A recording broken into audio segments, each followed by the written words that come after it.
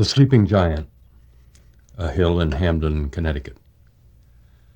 The whole day long, under the walking sun that poised an eye on me from its high floor, holding my toy beside the clapboard house, I looked for him, the summer I was 4. I was afraid the waking arm would break from the loose earth and rub against his eyes a fist of trees, and the whole country tremble in the exultant labor of his rise. Then he, with giant steps in the small streets, would stagger, cutting off the sky, to seize the roofs from house and home, because we had covered his shape with dirt and planted trees, and then kneel down and rip with fingernails a trench to pour the enemy Atlantic into our basin, and the water rush, with the streets full and all the voices frantic. That was the summer I expected him. Later, the high and watchful sun instead walked low behind the house, and school began, and winter pulled a sheet over his head.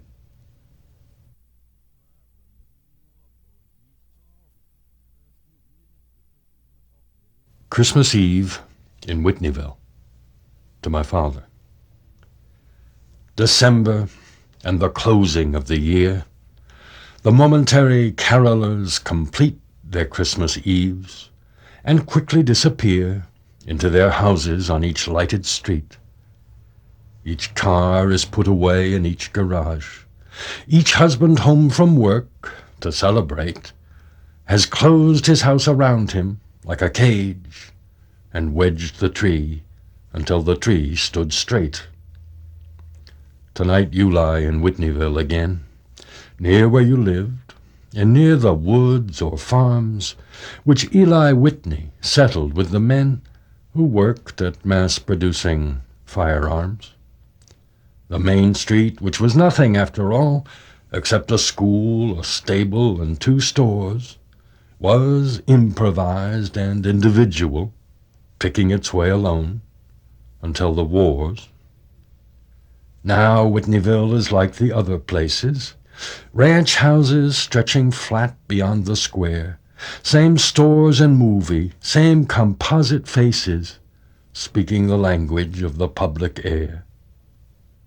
Old houses of brown shingle still surround this graveyard where you wept when you were 10 and helped to set a coffin in the ground. You left a friend from school behind you then, and now return, a man of 52. Talk to the boy. Tell him about the years when Whitneyville quadrupled, and how you and all his friends went on to make careers, had cars as long as hay racks, boarded planes for Rome and Paris where the pace was slow, and took the time to think how yearly gains, profit and volume made the business grow. The things I had to miss, you said last week, or thought I had to, take my breath away. You propped yourself on pillows, where your cheek was hollow, stubbled lightly with new gray.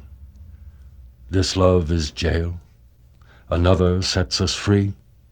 Tonight the houses and their noise distort the thin rewards of solidarity. The houses lean together for support. The noises fail, and lights go on upstairs. The men and women are undressing now to go to sleep. They put their clothes on chairs to take them up again. I think of how, all over Whitneyville, when midnight comes, they lie together and are quieted, to sleep as children sleep who suck their thumbs, cramped in the narrow rumple of each bed. They will not have unpleasant thoughts tonight. They make their houses jails, and they will take no risk of freedom for the appetite or knowledge of it when they are awake. The lights go out, and it is Christmas Day. The stones are white, the grass is black and deep. I will go back and leave you here to stay, where the dark houses harden into sleep.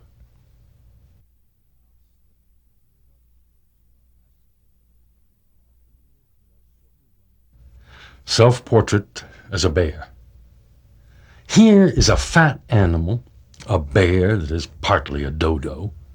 Ridiculous wings hang at his shoulders, while he plods in the brickyards at the edge of the city, smiling and eating flowers. He eats them because he loves them, because they are beautiful, because they love him. It is eating flowers which makes him so fat. He carries his huge stomach over the gutters of damp leaves, in the parking lots in October.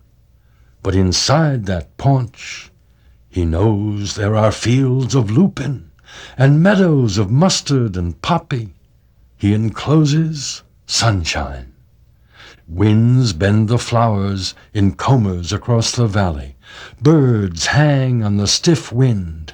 At night there are showers, and the sun lifts through a haze every morning of the summer in the stomach.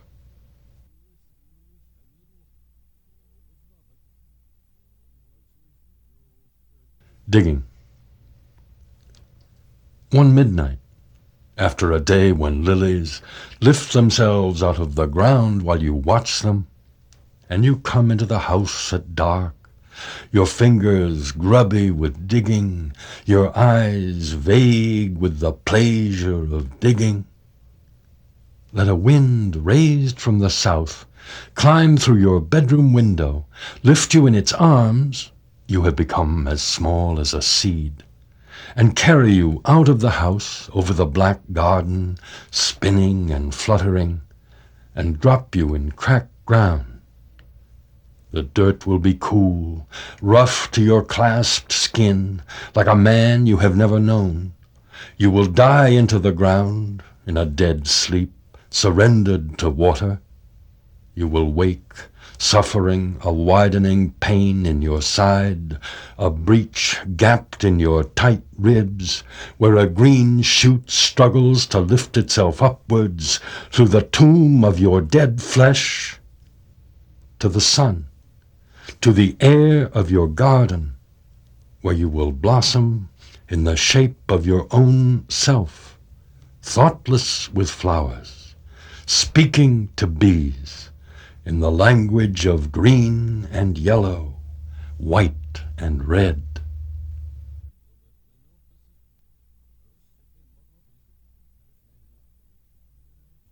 The Alligator Bride. The clock of my days winds down. The cat eats sparrows outside my window. Once she brought me a small rabbit, which we devoured together, under the Empire table, while the men shrieked, repossessing the gold umbrella. Now the beard on my clock turns white. My cat stares into dark corners, missing her gold umbrella. She is in love with the Alligator Bride. Ah, the tiny, fine, white teeth.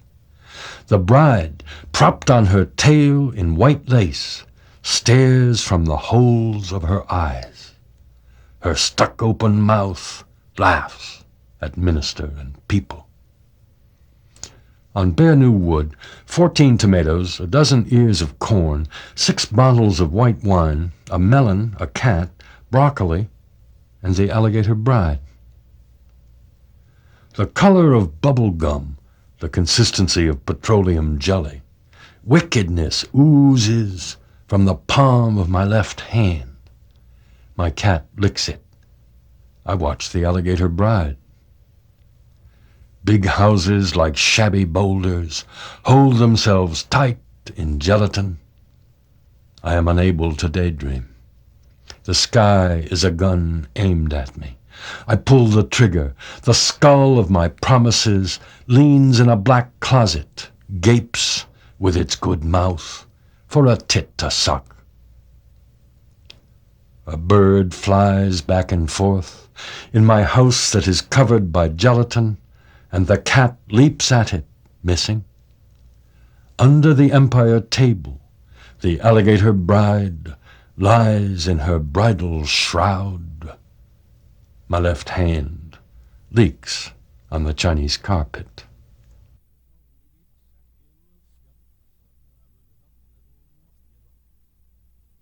Mount Kearsarge. Great blue mountain, ghost.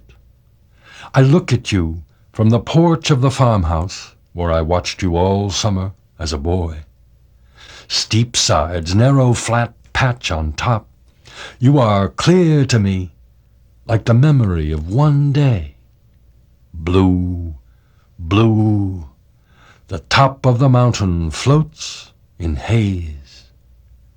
I will not rock on this porch when I am old.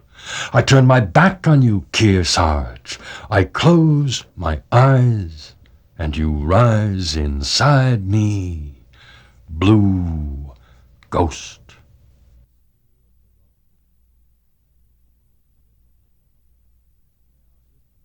The dump. The trolley has stopped long since. There is no motorman. The passenger thinks he is at the end of the line. No, it is past the end. Around him is the graveyard of trolley cars, thousands of oblongs tilted at angles to each other, yellow paint chipped. Stepping outside, he sees smoke rising from holes in roofs. Old men live here, in narrow houses full of rugs, in this last place.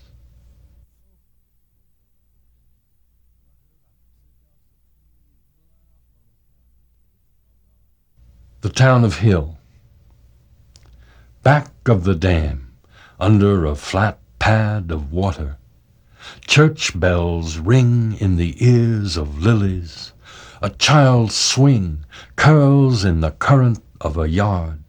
Horned pout sleep in a green mailbox. And a boy walks from a screened porch beneath the man-shaped leaves of an oak, down the street looking at the town of Hill that water covered 40 years ago, and the screen door shuts under dream water.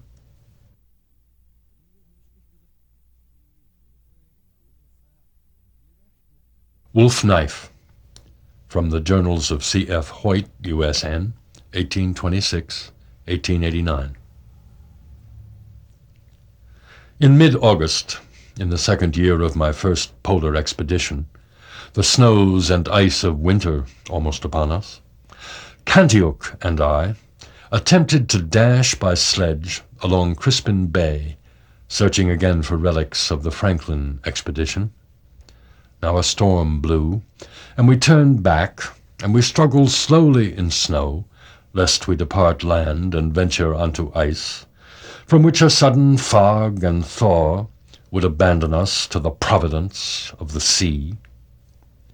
Near nightfall, I thought I heard snarling behind us.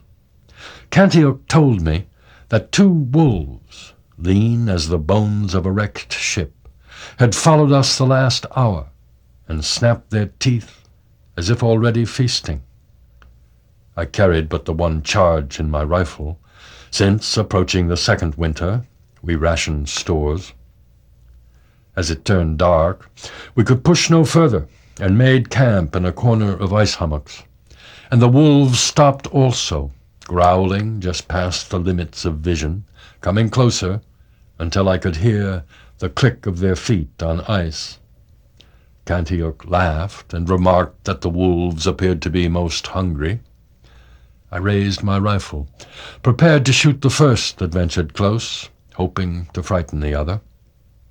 Cantioch struck my rifle down and said again that the wolves were hungry, and laughed. I feared that my old companion was mad, here in the storm among ice hummocks stalked by wolves. Now Cantioch searched in his pack and extricated 2 knives, turnocks, the Inuits call them, which by great labor were sharpened on both sides to a sharpness like the edge of a barber's razor, and approached our dogs, and plunged both knives into the body of our youngest dog, who had limped all day. I remember that I considered turning my rifle on Cantioch as he approached, then passed me, carrying knives red with the gore of our dog, who had yowled, moaned, and now lay expiring, surrounded by curious cousins and uncles, possibly hungry, and thrust the knives, handle down, in the snow. Immediately he left the knives. The vague gray shapes of the wolves turned solid out of the darkness and the snow, and set ravenously to licking blood from the honed steel. The double edge of the knives so lacerated the tongues of the starved beasts that their own blood poured copiously forth to replenish the dog's blood, and they ate more furiously than before, while Cantioch laughed and held his sides, laughing. And I laughed also, perhaps in relief that Providence had delivered us yet again, or perhaps under conditions of extremity, far from Connecticut, finding these creatures acutely ridiculous, so avid to swallow their own blood. First one, and then the other collapsed, dying, bloodless in the snow, black with their own blood, and Cantioch retrieved his turnocks, and hacked lean meat from the thigh of the larger wolf, which we ate, gratefully, blessing the Creator, for we were hungry.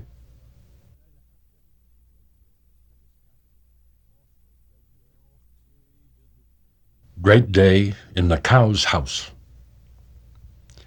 In the dark tie-up, 7 huge Holsteins lower their heads to feed, chained loosely to old saplings, with whitewashed bark still on them. They are long dead. They survive in the great day that cancels the successiveness of creatures. Now she stretches her wrinkly neck, her turnip eye rolls in her skull, she sucks up breath, and stretching her long mouth mid-chew, she expels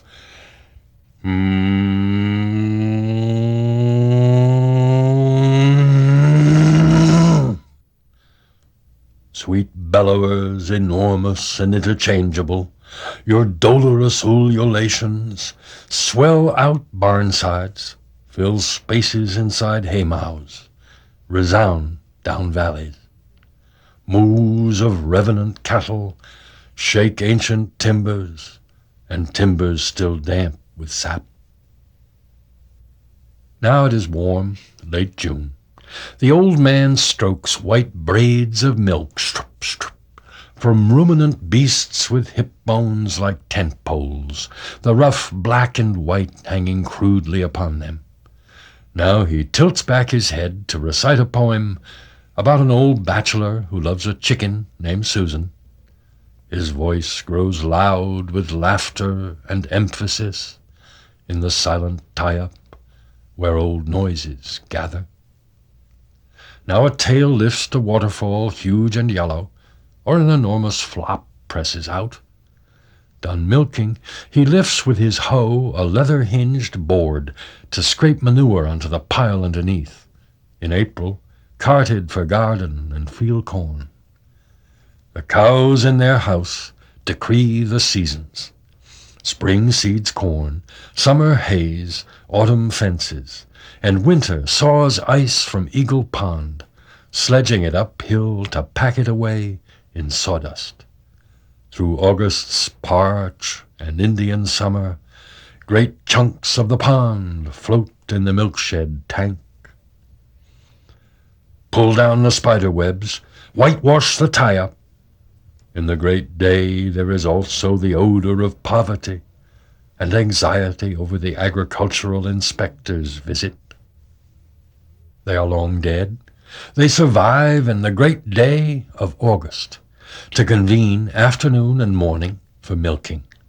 Now they graze Ragged Mountain, steep sugar bush, little mountain valleys and brooks, high clovery meadows, slate-colored low-bush blueberries. When grass is sweetest, they are slow to leave it. Late afternoons he spends hours searching. He knows their secret places. He listens for one peal of a cowbell carried on a breeze. He calls, "Kabush, kabush, kabush, kabush, kabush, kabush."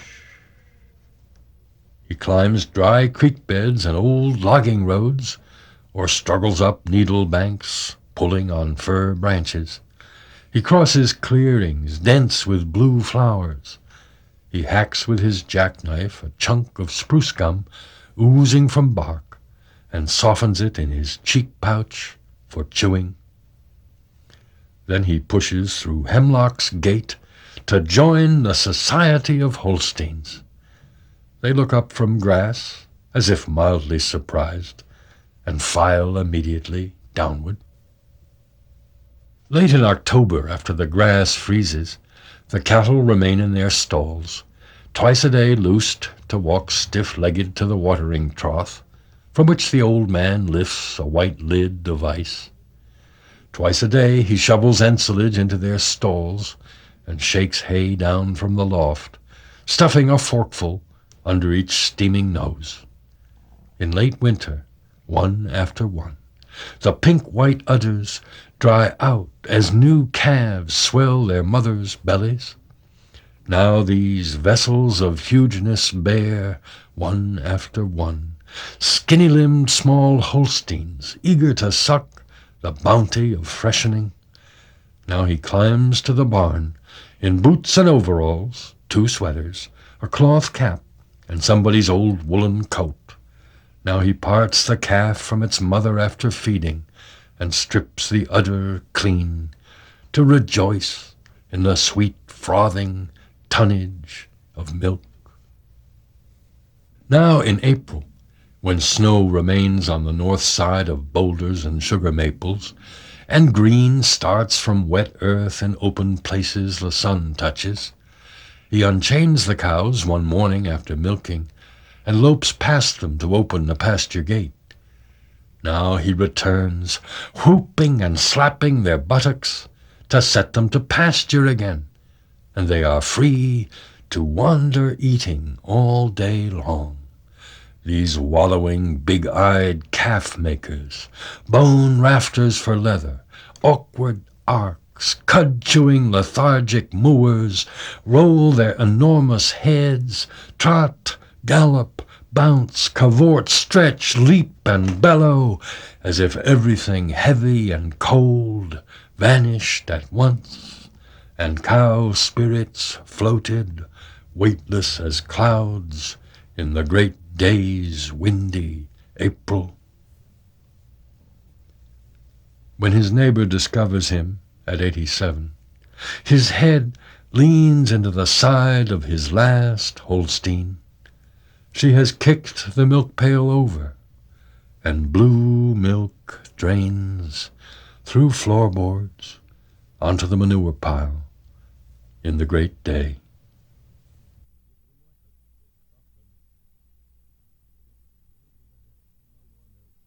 The day I was older, the clock. The clock on the parlor wall, stout as a mariner's clock, disperses the day. All night it tolls the half-hour, and the hour's number, with resolute measure, approaching the poles and crossing the equator over fathoms of sleep. Warm in the dark next to your breathing, below the 1,000 favored stars, I feel horns of grey water heave underneath us, and the ship's pistons pound as the voyage continues over the limited sea. The news. After tending the fire, making coffee, and pouring milk for cats, I sit in a blue chair each morning, reading obituaries in the Boston Globe for the mean age. Today there's manufacturer Concord 53, ex-Congressman Saugus 80, and I read that Emily Farr is dead after a long illness in Oregon.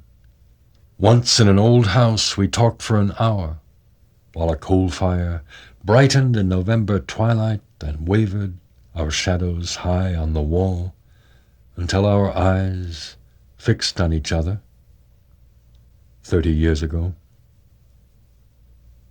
The pond.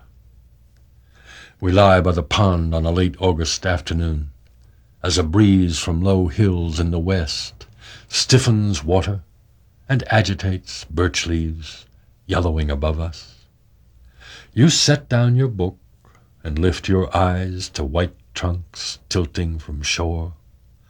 A mink scuds through ferns, an acorn tumbles.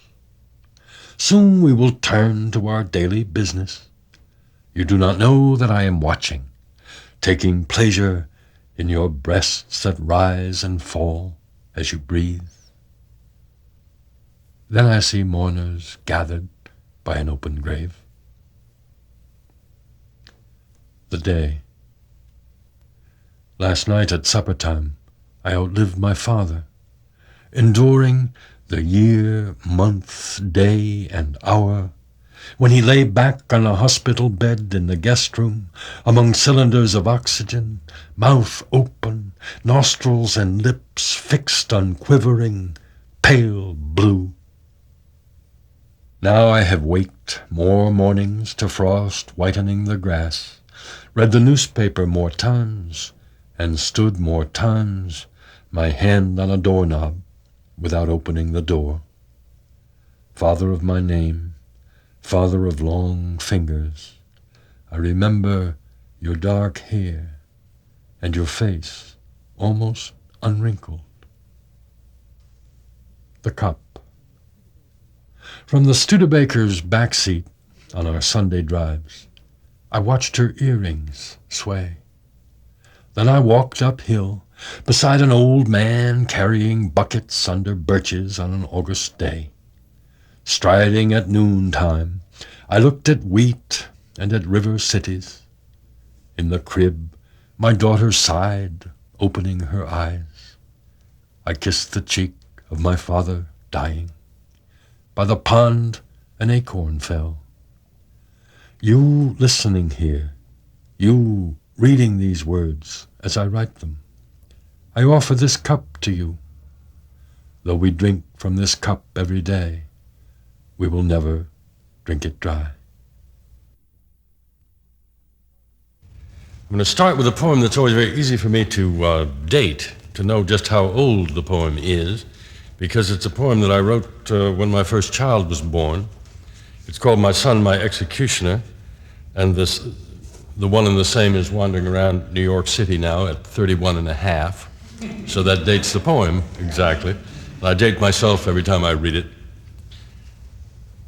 My son, my executioner, I take you in my arms, quiet and small and just astir, and whom my body warms. Sweet death, small son, our instrument of immortality, your cries and hungers document our bodily decay. We 25 and 22, who seemed to live forever, observe enduring life in you and start to die together.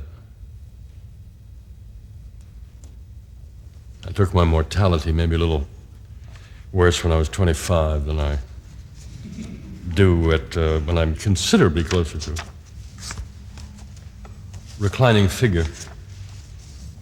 This is, Henry Moore has titled more than 100 pieces, Reclining Figure, and I had one in mind in particular, but it doesn't much matter. Most of his reclining figures are large and bulky and mountainous, and it's one of them. There are a few which are sort of skeletal. Then the knee of the wave turned to stone. By the cliff of her flank I anchored in the darkness of harbors laid by. First time I ever read it aloud in public, Theodore Retke was there, and he said out of the corner of his mouth when I read this poem, "Read that one again. Read it slower this time." So every time I read it, there's the Theodore Retke Memorial rereading. Then the knee of the wave turned to stone. By the cliff of her flank, I anchored in the darkness of harbors laid by. I would like next to read a poem which is, again, a fairly old one. No, it's about 10 years later than that. And in a sense, it's also newer than that. This is a poem called The Man in the Dead Machine, which I wrote 64, 65, 66, and then changed rather crucially in 1983. Very strange that, because I had read it aloud at 1,000 poetry readings in those years. And one would have thought that the varnish would have been so thick that I couldn't have seen through to, or reached through to change the words. But driving from a reading in La Plume, Pennsylvania to the Scranton airport, I figured out a change I wanted to make. And I made it. And I tried it on Dee Snodgrass and a couple of other friends, and they said, "It's okay. It's all right. You can do that." If I change a poem that's 20 years old, I'm going to try it out on people. The Man in the Dead Machine, and the dead machine in question is named in the second line. It's a Grumman Hellcat, which was a fighter plane that flew off carriers in the Pacific on the American side in the war with Japan. High on a slope in New Guinea, the Grumman Hellcat lodges among bright vines as thick as arms. In 1943, the clenched hand of a pilot glided it here where no one has ever been. In the cockpit, the helmeted skeleton sits upright, held by dry sinews at neck and shoulder, and by webbing that straps the pelvic cross to the cracked leather of the seat and the breastbone to the canvas cover of the parachute. Or say that the shrapnel missed me. I flew back to the carrier, and every morning take the train, my pale hands on a black case, and sit upright, held by the firm webbing.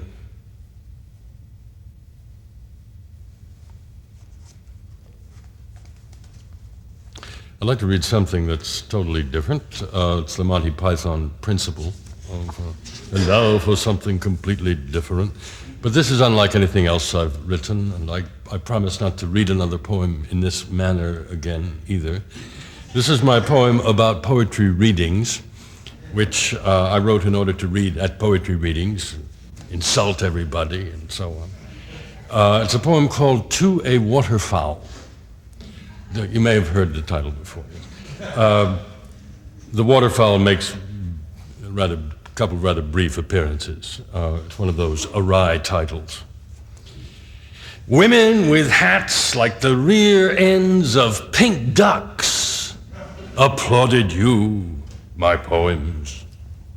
These are the women whose husbands I meet on airplanes, who close their briefcases and ask, "What are you in?"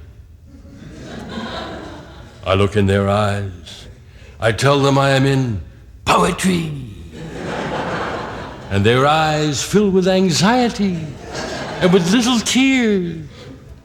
"Oh, yeah?" they say, developing an interest in clouds. "My wife, she likes that sort of thing." "I guess maybe I'd better watch my grammar." I leave them in airports, watching their grammar, and take a limousine to the Women's Goodness Club, where I drink Harvey's Bristol cream with their wives and eat chicken salad with capers, with little tomato wedges. And I read them The Erotic Crocodile and eating you.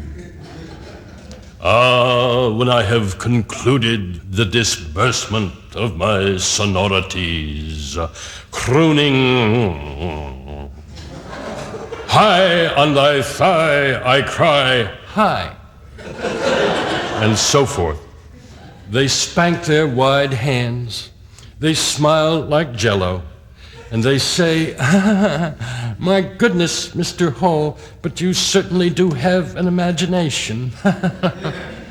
Thank you indeed, I say. It brings in the bacon. But now, my poems, now I have returned to the motel, returned to l'éternel retour of the Holiday Inn, naked, lying on the bed, watching Godzilla sucks Mount Fuji, addressing my poems, feeling superior, and drinking bourbon from a flask disguised to look like a transistor radio. And what about you? You laughing. You in the blue jeans, laughing at your mother who wears hats, and at your father who rides airplanes with a briefcase watching his grammar. Will you ever be old and dumb like your creepy parents? Not you, not you, not you, not you, not you. That was written to be read to my students and to insult them at the very last. It's the only poem I believe, that I've ever sort of giggled over while I was writing and revising it. I'd like now to read some poems from Kicking the Leaves. And I want to begin with a brief narrative poem which is called Oxcart Man. I worked on this poem for a couple of years, and just as I was finishing it, I had the notion that written in another way, I could make it into a children's book. So there came to be a children's book also called Oxcart Man, with more or less the same story and none of the same words in it. It took 2 years to write the poem and 45 minutes to write the children's book. The financial rewards have been slightly different, in a different proportion. But this was a story that I heard from a cousin of mine, a man named Paul Fenton, my grandfather's nephew. And he'd said that he had heard it when he was a boy from an old man, and that the old man had said that he had heard it when he was a boy from an old man, and so it goes back some. And you would know it's about how somebody made his living in New Hampshire, long before trains, at any rate, probably before canals. In October of the year, he counts potatoes dug from the brown field, counting the seed, counting the cellar's portion out, and bags the rest on the cart's floor. He packs wool sheared in April, honey in combs, linen, leather tanned from deer hide, and vinegar in a barrel, hooped by hand at the forge's fire. He walks by his ox's head 10 days to Portsmouth Market and sells potatoes and the bag that carried potatoes, flaxseed, birch brooms, maple sugar, goose feathers, yarn. When the cart is empty, he sells the cart. When the cart is sold, he sells the ox, harness and yoke, and walks home, his pockets heavy with the year's coin for salt and taxes. And at home by fire's light in November cold, stitches new harness for next year's ox in the barn, and carves the yoke and saws planks, building the cart again.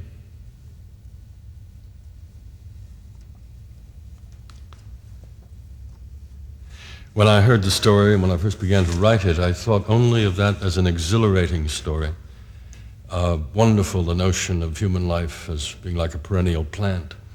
And it was so strange when I published it, or when I began to read it at readings, to discover that maybe half of humanity found it a discouraging story, not an exhilarating one. I'd like to read next the title poem, which is a poem in 7 parts, Kicking the Leaves. This was a poem begun, it's 11 years ago now, in Ann Arbor before we moved back to the old family place, but knowing that we were going back the next year. And that was part of the background, a kind of farewell to Ann Arbor and a recitation of other places, although it's not finally a poem of which the subject is placed, finally. Kicking the leaves, October, as we walk home together from the game in Ann Arbor, on a day the color of soot, rain in the air, I kick at the leaves of maples, reds of 70 different shades, yellow like old paper, and poplar leaves, fragile and pale, and elm leaves, flags of a doomed race. I kick at the leaves, making a sound I remember as the leaves swirl upward from my boot and flutter, and I remember Octobers walking to school in Connecticut, wearing corduroy knickers that swished with a sound like leaves, and a Sunday buying a cup of cider at a roadside stand on a dirt road in New Hampshire, and kicking the leaves, autumn 1955 in Massachusetts, knowing my father would die when the leaves were gone. Each fall in New Hampshire, on the farm where my mother grew up, a girl in the country, my grandfather and grandmother finished the autumn work, taking the last vegetables in from the cold fields, canning, storing roots and apples in the cellar under the kitchen. Then my grandfather raked leaves against the house as the final chore of autumn. One November I drove up from college to see them. We pulled big rakes, as we did when we hayed in summer, pulling the leaves against the granite foundations around the house, on every side of the house, and then to keep them in place we cut spruce boughs and lay them across the leaves, green on red, until the house was tucked up, ready for snow that would freeze the leaves in tight like a stiff skirt. Then we puffed through the shed door, taking off boots and overcoats, slapping our hands, and sat in the kitchen, rocking, and drank black coffee my grandmother made, three of us sitting together, silent, in gray November. One Saturday when I was little, before the war, my father came home at noon from his half day at the office and wore his Bates sweater, black on red, with the crossed hockey sticks on it, and raked beside me in the backyard and tumbled in the leaves with me, laughing, and carried me, laughing, my hair full of leaves, to the kitchen window, where my mother could see us and smile and motion to set me down, afraid I would fall and be hurt. Kicking the leaves today, as we walk home together from the game, among crowds of people with their bright pennants as many and bright as leaves, my daughter's hair is the red-yellow color of birch leaves, and she is tall like a birch, growing up, 15, growing older. And my son, flamboyant as maple, 20, visits from college and walks ahead of us, his step springing, impatient to travel the woods of the earth. Now I watch them from a pile of leaves beside this clapboard house in Ann Arbor, across from the school where they learn to read, as their shapes grow small with distance, waving, and I know that I diminish, not them, as I go first into the leaves, taking the step they will follow, Octobers and years from now. This year the poems came back when the leaves fell. Kicking the leaves, I heard the leaves tell stories, remembering, and therefore looking ahead and building the house of dying. I looked up into the maples and found them, the vowels of bright desire. I thought they had gone forever, while the bird sang, I love you, and shook its black head from side to side and its red eye with no lid, through years of winter, cold as the taste of chicken wire, the music of cinder block. Kicking the leaves, I uncover the lids of graves. My grandfather died at 77, in March when the sap was running. And I remember my father, 20 years ago, coughing himself to death at 52 in the house in the suburbs. Oh, how we flung leaves in the air, how they tumbled and fluttered around us like slowly cascading water when we walked together in Hamden before the war, when Johnson's Pond had not surrendered to houses, the two of us hand in hand, and in the wet air the smell of leaves burning. And in 6 years I will be 52. Now I fall, now I leap and fall, to feel the leaves crush under my body, to feel my body buoyant in the ocean of leaves, the night of them. Night heaving with death and leaves, rocking like the ocean. Oh, this delicious falling into the arms of leaves, into the soft laps of leaves. Face down, I swim into the leaves, feathery, breathing the acrid odor of maple, swooping in long glides to the bottom of October, where the farm lies curled against winter, and soup steams its breath of onion and carrot onto damp curtains and windows.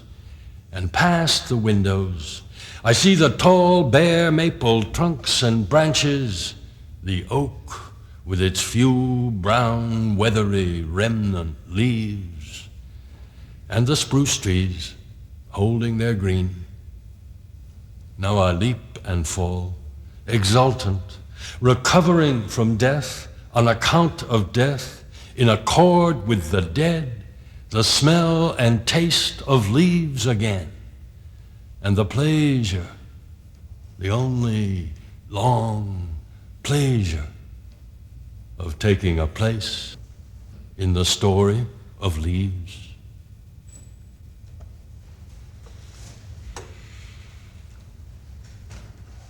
I'd like now to read another poem of return to New Hampshire, which is a poem called Maple Syrup. This is a poem that was begun, in fact, 2 or 3 years before we moved back and before we knew that we could, but it was not completed until I made the move back. It's a poem called Maple Syrup. August, goldenrod blowing, we walk into the graveyard to find my grandfather's grave. 10 years ago, I came here last, bringing marigolds from the round garden outside the kitchen. I didn't know you then. We walk among carved names that go with photographs on top of the piano at the farm. Keniston, Wells, Fowler, Batchelder, Buck. We pause at the new grave of Grace Fenton, my grandfather's sister. Last summer, we called on her at the nursing home, 87, and nodding in a blue house dress. We cannot find my grandfather's grave. Back at the house where no one lives, we potter and explore the back chamber where everything comes to rest. Spinning wheels, pretty boxes, quilts, bottles, books, albums of postcards. Then with a flashlight we descend firm steps to the root cellar, black, cobwebby, huge, with dirt floors and fieldstone walls, and above the walls, holding the hewn sills of the house, enormous granite foundation stones. Past the empty bins for squash, apples, carrots, and potatoes, we discover the shelves for canning, a few pale pints of tomato left, and what is this? Syrup. Maple syrup in a quart jar, syrup my grandfather made 25 years ago for the last time. I remember coming to the farm in March in sugaring time as a small boy. He carried the pails of sap, 16-quart buckets, dangling from each end of a wooden yoke that lay across his shoulders, and emptied them into a vat in the sap house, where fire burned day and night for a week. Now the sap house tilts nearly to the ground, like someone exhausted to the point of death. And next winter, when snow piles 3 feet thick on the roofs of the cold farm, the sap house will shudder and slide with the snow to the ground.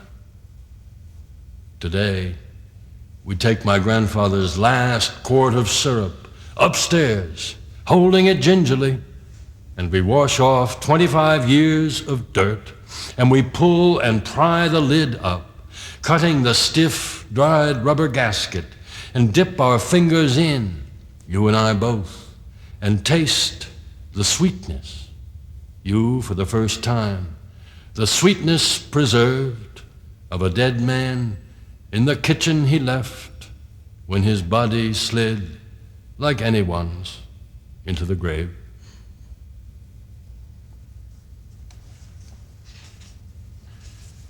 And I'd like to read one more poem from Kicking the Leaves, which is a poem called Names of Horses.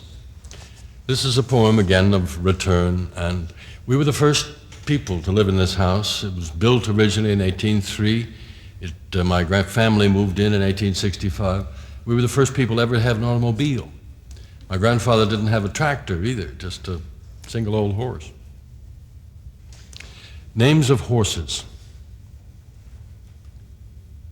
All winter your brute shoulders strained against collars, padding and steer-hide over the ash hames, to haul sledges of cordwood for drying through spring and summer, for the Glenwood stove next winter, and for the simmering range. In April you pulled cartloads of manure to spread on the fields, dark manure of Holsteins, and knobs of your own clustered with oats. All summer you mowed the grass in meadow and hayfield, the mowing machine clacketing beside you while the sun walked high in the morning. And after noon's heat, you pulled a clawed rake through the same acres, gathering stacks, and dragged the wagon from stack to stack, and the built hay rack back uphill to the chaffy barn. 3 loads of hay a day from standing grass in the morning. Sundays you trotted the 2 miles to church with the light load of a leather quarter-top buggy and grazed in the sound of hymns. Generation on generation, your neck rubbed the windowsill of the stall, smoothing the wood as the sea smooths glass.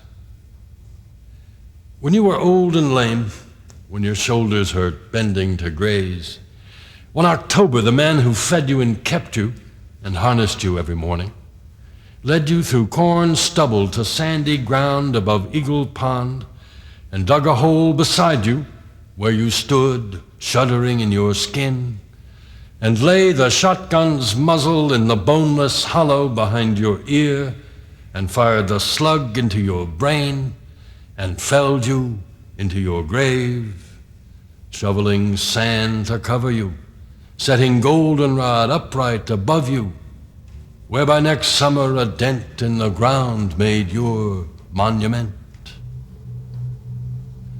For 150 years, in the pasture of dead horses, roots of pine trees pushed through the pale curves of your ribs. Yellow blossoms flourished above you in autumn, and in winter frost heaved your bones in the ground.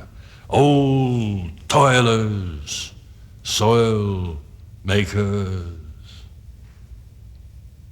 Oh, Roger, mackerel, Riley, Ned, Nellie, Chester, Lady Ghost.